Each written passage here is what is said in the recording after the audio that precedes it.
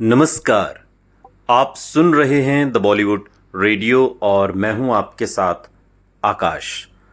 दोस्तों, आज के इस पॉडकास्ट में किस्सा राजेश खन्ना और संजय दत्त का है। संजय दत्त की जिंदगी एक खुली किताब की तरह रही है, जिसमें उनके करियर, कंट्रोवर्सी और लव अफेयर्स सबके सामने रहे। संजय दत्त का जीवन विवादों से भरा रहा।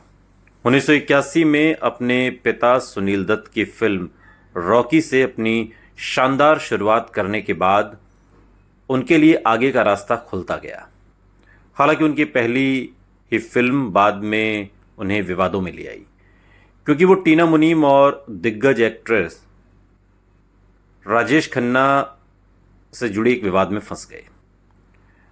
और अपनी पहली फिल्म रॉकी में संजय दत्त ने उस समय की लीड एक्ट्रेस टीना मुनीम के साथ स्क्रीन शेयर की थी और असल जिंदगी में दोनों के बीच प्यार की चिंगारी फूटने में ज़्यादा समय नहीं लगा और जल्दी ही वो एक दूसरे के साथ रोमांटिक रिलेशनशिप में आ गए।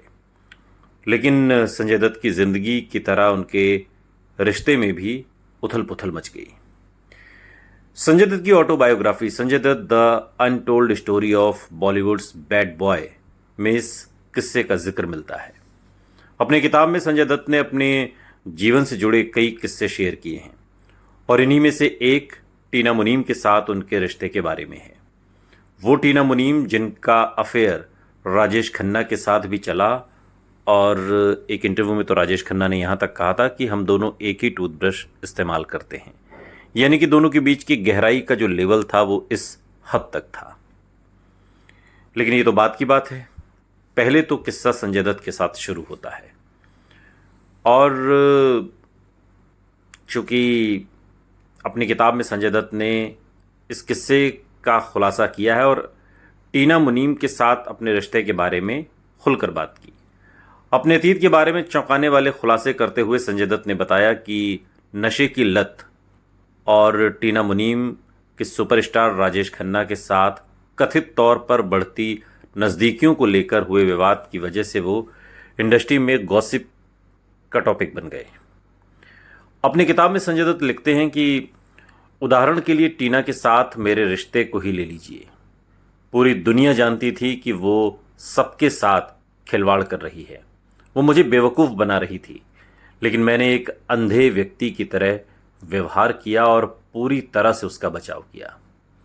बेशक इसके अंत में जब हमारा रिश्ता ख़त्म हो गया और राजेश खन्ना के साथ उसका अफेयर या जो कुछ भी था वो सबके सामने आ गया, तो मुझे लगा कि मैं बहुत मूर्ख हूँ, मैं बहुत पागल हूँ जो इस लड़की के पीछे मरा जा रहा था।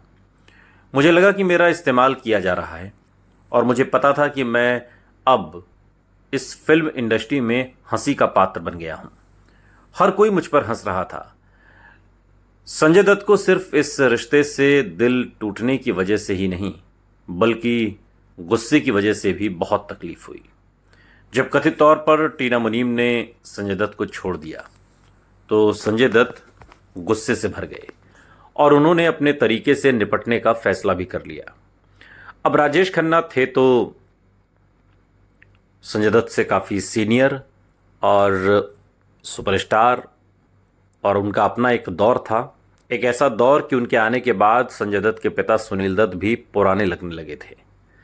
लेकिन अब बारी बेटे की थी और वो सबक सिखाने चला था राजेश खन्ना को, और वो भी बिल्कुल अपने अंदाज में।